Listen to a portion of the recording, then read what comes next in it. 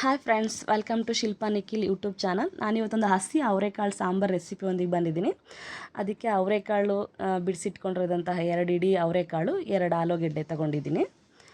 ಈಗ ಅವರೆಕಾಳು season, so ಈ ಟೈಮಲ್ಲಿ ಅವರೆಕಾಳು ಸಾಂಬಾರು ಮಾಡ್ಕೊತೀನಿ. ಈ ಚಳಿಗಾಲಕ್ಕೆ ತುಂಬ ಚೆನ್ನಾಗಿರುತ್ತೆ. ನೋಡಿ, ನಾನು ಸಪ್ರೇಟಾಗಿ ಬೇಯಿಸ್ಕೊತಿದ್ದೀನಿ. ಅವರೆಕಾಳು ಮತ್ತು ಆಲೂಗೆಡ್ಡೆನ ಕಟ್ ಮಾಡಿ ಸ್ವಲ್ಪ ಉಪ್ಪಾಕಿ ಬೇಯಿಸ್ಕೊಳ್ಳಿ. ಇದಕ್ಕೊಂದು ಮಸಾಲ ರೆಡಿ ಮಾಡ್ಕೋಬೇಕು. ಇದಕ್ಕೆ ಈರುಳ್ಳಿ, ಟೊಮೊಟೊ, ಹುಣಸೆಹಣ್ಣು, ತೆಂಗಿನಕಾಯಿ ತುರಿ ಮತ್ತು ಬೆಳ್ಳುಳ್ಳಿ.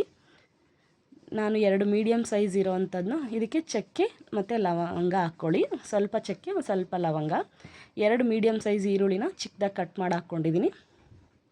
ಅದೇ ರೀತಿ ಟೊಮೊಟೊ ಕೂಡ ಅಷ್ಟೇ ಚಿಕ್ಕದಾಗಿ ಕಟ್ ಮಾಡಿಕೊಂಡು, 1 ಟೊಮೊಟೊ ಇಲ್ಲ 2 ತೊಗೊಳ್ಳಿ ಸಾಕು, ಮೀಡಿಯಮ್ ಸೈಜ್ದು. 1 ಗಡ್ಡೆ ಬೆಳ್ಳುಳ್ಳಿನ ನೀಟಾಗಿ ಬಿಡಿಸಿ ತೊಗೊಳ್ಳಿ. 1 ಇಡಿ ಆಗೋಷ್ಟು ಹಸಿ ತೆಂಗಿನಕಾಯಿ ತುರಿ. ನಾನು ಮನೆಯಲ್ಲೇ ಮಾಡಿಟ್ಕೊಂಡಿರೋಂಥ ಸಾಂಬಾರು ಪೌಡ್ರನ್ನ ಯೂಸ್ ಮಾಡ್ತಾಯಿದ್ದೀನಿ, 2 ಸ್ಪೂನು.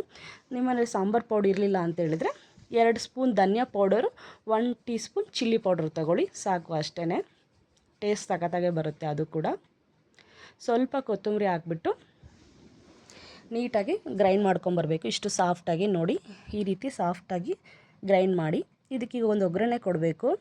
ಪಾತ್ರೆ ಇಟ್ಬಿಟ್ಟು 2 ಸ್ಪೂನಷ್ಟು ಎಣ್ಣೆ ಹಾಕಿ, ಎಣ್ಣೆ ಬಿಸಿ ಆದಮೇಲೆ ಸಾಸಿವೆ, ಜೀರಿಗೆ ಫ್ರೈ ಮಾಡ್ಕೋಬೇಕು. ಸಾಸಿವೆ ಜೀರಿಗೆ ಫ್ರೈ ಆದಮೇಲೆ ಕಟ್ ಮಾಡಿ ಇಟ್ಕೊಂಡಿರೋಂಥ ಈರುಳ್ಳಿ ಮತ್ತು ಕರಿಬೇವನ್ನ ಹಾಕ್ಬಿಟ್ಟು ಅದನ್ನು ಕೂಡ ನೀಟಾಗಿ ಫ್ರೈ ಮಾಡ್ಕೋಬೇಕು. ಈರುಳ್ಳಿ ಎಲ್ಲ ಕಲರ್ ಚೇಂಜ್ ಆಗೋವರೆಗೂ ಚೆನ್ನಾಗಿ ಫ್ರೈ ಮಾಡ್ಕೊಳ್ಳಿ. ಹಸಿ ವಾಸನೆ ಹೋಗೋವರೆಗೂ ನೀಟಾಗಿ ಚೆನ್ನಾಗಿ ಫ್ರೈ ಆಗಬೇಕು ಈರುಳ್ಳಿ ಎಲ್ಲ. ನೀಟಾಗಿ ಚೆನ್ನಾಗಿ ಫ್ರೈ ಆದಮೇಲೆ ಅದಕ್ಕೆ ಮಸಾಲ ಹಾಕ್ಬಿಟ್ಟು ಚೆನ್ನಾಗಿ ಮಿಕ್ಸ್ ಮಾಡಿ 1 ನಿಮಿಷ ಬಿಡಿ. ನೀರು ಹಾಕ್ದಲೆ ಚೆನ್ನಾಗಿ ಮಿಕ್ಸ್ ಮಾಡಿ 1 ನಿಮಿಷ ಕಾಲ ಬಿಡಿ ಸಾಕು. 1 ನಿಮಿಷ ಬಿಟ್ಟಾದಮೇಲೆ ಅದು ಜಾರಿಂದ ತೊಳೆದಿರೋಂತಹ ನೀರನ್ನ ಹಾಕ್ಬಿಟ್ಟು, ನಿಮಗೆ ಮತ್ತೆ ಎಕ್ಸ್ಟ್ರಾ ನೀರು ಬೇಕು ಅಂದರೂ ಸ್ವಲ್ಪ ಇವಾಗಲೇ ಹಾಕ್ಕೊಳ್ಳಿ. ನೋಡಿ ಹಾಕ್ಕೊಳ್ಳಿ, ಯಾಕೆಂದರೆ ಕಾಳನ್ನ ಬೇಯಿಸಿರೋಂತಹ ನೀರು ಕೂಡ ಇರುತ್ತೆ. ಅದನ್ನು ನೋಡಿ ಇವಾಗ ನೀರನ್ನ ಹಾಕ್ಕೊಳ್ಳಿ. ರುಚಿಗೆ ತಕ್ಕಷ್ಟು ಉಪ್ಪು ಹಾಕಬೇಕು. ಉಪ್ಪು ಹಾಕ್ಬಿಟ್ಟು ಚೆನ್ನಾಗಿ ಮಿಕ್ಸ್ ಮಾಡಿ ಒಂದು ಪ್ಲೇಟ್ ಕ್ಲೋಸ್ ಮಾಡಿಬಿಟ್ಟು ಒಂದು 5 ರಿಂದ 10 ನಿಮಿಷ ಕುದಿಸ್ಬೇಕು. ಇವಾಗ ನೋಡಿ, ಅವರೆಕಾಳು ಆಲೂಗಡ್ಡೆ ಕೂಡ ನೀಟಾಗಿ ಬೆಂದಿದೆ, ಚೆನ್ನಾಗಿ ಬೆಂದಿದೆ. ನೋಡಿ, ಸಾಂಬಾರು ಕುದಿ ಬರ್ತಾ ಇದೆ.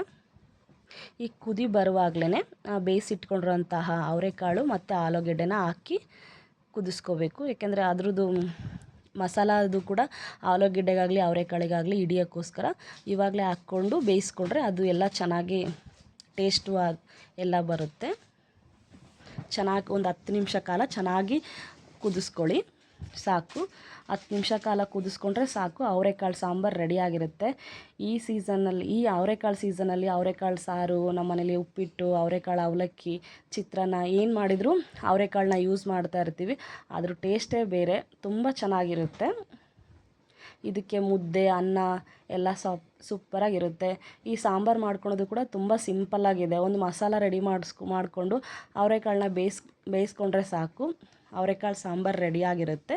ನೋಡಿ, ಈ ರೆಸಿಪಿ ತುಂಬ ಚೆನ್ನಾಗಿದೆ, ಟ್ರೈ ಮಾಡಿ. ಇಷ್ಟ ಆದರೆ ಲೈಕ್ ಮಾಡಿ, ಸಬ್ಸ್ಕ್ರೈಬ್ ಮಾಡ್ಕೊಳ್ಳಿ.